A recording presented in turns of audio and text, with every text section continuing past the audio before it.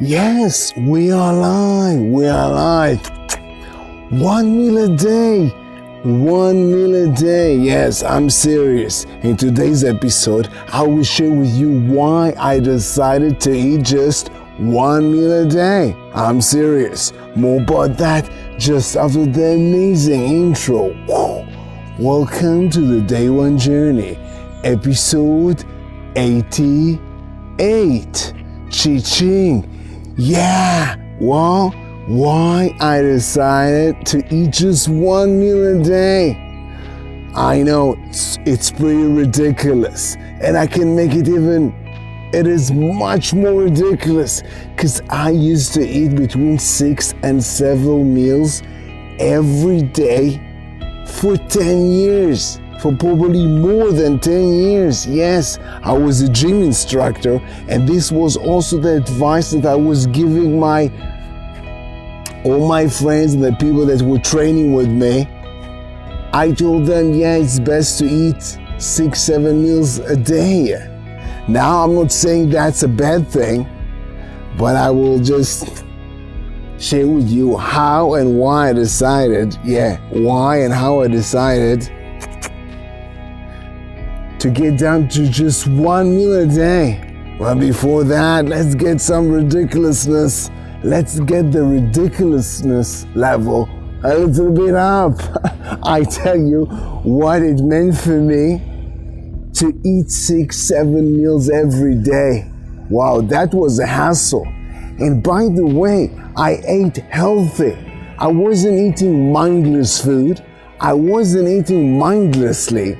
As we talked about in the last episodes, I was eating healthy food, which made things even more like a hassle. Because mindless food, you can go just to the grocery shop and buy some, cookies or something. But if you want to eat healthy, you need to carry with you the food. And that was exactly what I was doing. Every time I went out from home, I have a bag with food. Usually, a typical day for me, it was around 2 years ago in Israel. Typical day for me, I would go out, I had a rehearsal, a salsa rehearsal, where the group were performing. So we had rehearsal, usually 2-3 hours, and right after that, a salsa party, meaning 5-6 hours outside my house. So for me, 5-6 hours is at least 2 meals. So I would pack stuff with me to eat, because I didn't want to go bankrupt.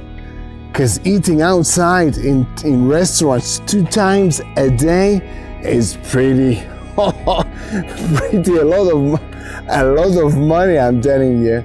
And I didn't have the time to just sit there, in a restaurant and wait for my meal.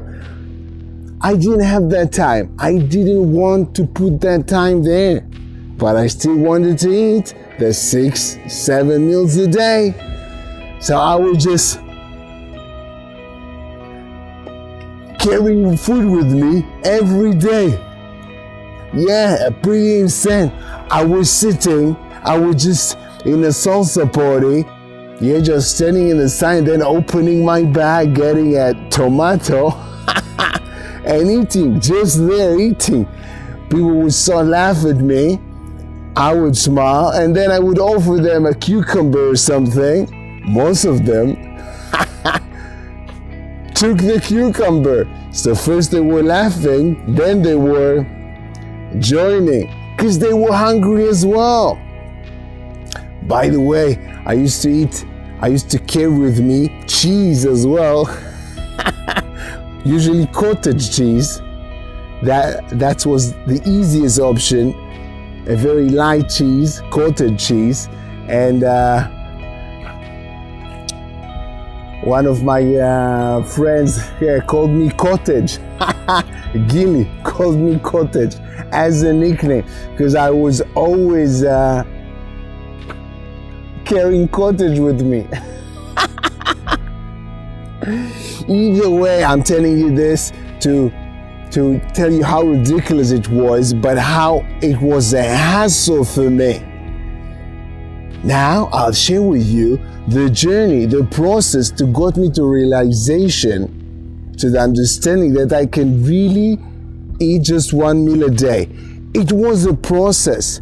It took 1 year for me to adjust my body for that, to condition my body for that. And I didn't intend that to be one meal a day. But I just tell you how it started. I tried to make it as fast as possible for you to understand and not to make this video too long. Bear with me. I started intermittent fasting. There's lots of benefits about intermittent fasting that I will not go through. Yeah, you can search other videos for that. But I started intermittent fasting, which meant I was eating just in an 8-hour window. For me, it was from 12 at noon till 8 p.m. in the evening. I started doing that, which is sort of just skipping breakfast. For most people, it's a little bit easier. It's pretty easy. It wasn't that difficult for me. I started there. Then everything was quite natural for me. It took me like 3-4 months doing that. Then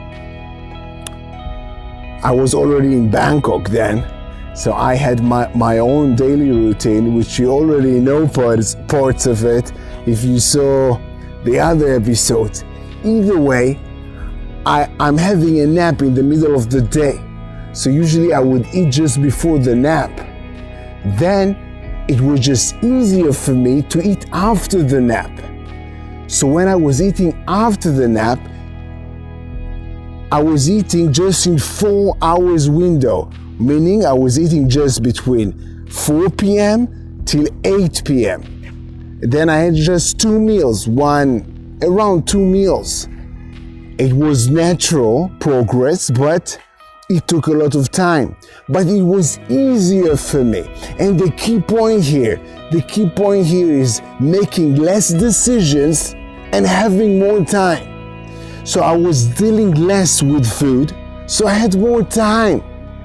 This episode is still part of the no routine. Yeah, the no routine. Remember, the no routine is about the stuff that we don't do every day to make room, to make space, to make time for the stuff that we really want to do. But I'm not saying I don't want to eat. I really enjoy food. But thinking all the time about when is the next meal and driving my car thinking, wait, I'll stop here, get a sandwich, or wait till I get home, on all these thoughts, I want to cut them. Yeah, it brings me more energy, yeah, to just cut them. That's the thing, I'm cutting extra decisions so I don't need to make them. So when I was eating just 4 hours a day, between 4 p.m. and 8 p.m., I didn't need to make the same decisions all over again. It gave me freedom, time, less decisions to make. So after that, I came here to lovely Iceland. I came here, and also gradually, it was just easier for me to eat one big meal a day. I'm a big person, so I can eat a lot at the same time. So I started doing that about a month ago, and I keep doing that. And it gives me more time in the day and less decisions to make. And extra, when I go to that one meal, I'm hungry. I'm hungry for real food. I won't eat cookies. I will eat good food. And I will put the time, I'll make it even nicer. I have a theory that it's not that healthy food is not tasty. Healthy food, to make it tasty, it just takes time and work. That's the thing. So when you eat just one meal a day, you put the time and work. It's just one meal, and then you wash the dishes. It's even easier. You just get more time. But again, I'm not telling you to do the same. I'm just sharing with you why I'm doing it. And remember, this is part of the no routine. Cutting up the stuff, the not so important stuff, to make room for the stuff that you really want. And what do I cut here? I'm not cutting food. I eat a lot. I'm cutting the decisions around food. I still eat the food that I like. Pretty healthy, but I still eat the same kinds of foods. Either way, we're really out of time. So, I just remind you, not only this is part of the No Routine series, we also talked about discipline and controlling the first basic desire, most responsible for our lack of self-discipline, which is food, which we discussed in the last few episodes. Why did we talk about discipline?